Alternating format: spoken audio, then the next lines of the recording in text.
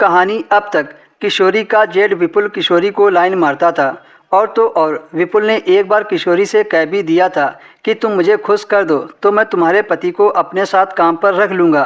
लेकिन किशोरी ने अपने जेठ विपुल से साफ कह दिया था कि जो तुम चाहते हो वो मैं तुम्हारे साथ किसी भी कीमत पर नहीं करूँगी। लेकिन एक दिन अचानक से एक हादसा ऐसा हो गया जिसमें किशोरी को अपना सब कुछ जेठ के हवाले करना पड़ा। हुआ यूँ था, किशोरी का पति परदेश गया हुआ था और उसकी जेठानी मायके गई थी। घर में सिर्फ जेठ और उसका 4 साल का लड़का मौजूद था। रात का समय था, वह अपने कमरे में लेटी हुई थी।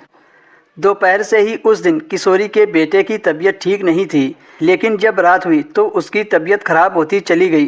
किशोरी ने सोचा कि अब वह इतनी रात को किसको बुलाए। फिर किशोरी अपने जेठ के कमरे के बाहर आकर आवाज़ लगाने लगी। कुछ देर बाद जेठ उसका बाहर आया। किशोरी के जेठ विपुल ने कहा, इतनी रात को आई हो, क्या बात है?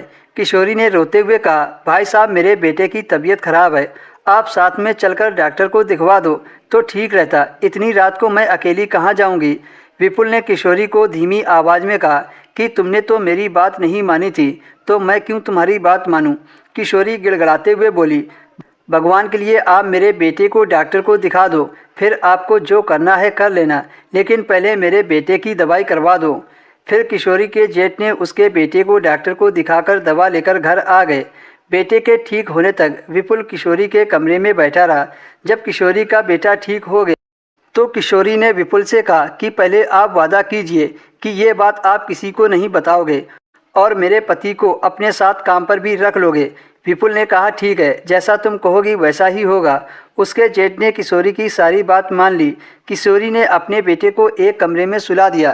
फिर किशोरी अपने जेठ के साथ दूसरे कमरे में चली गई।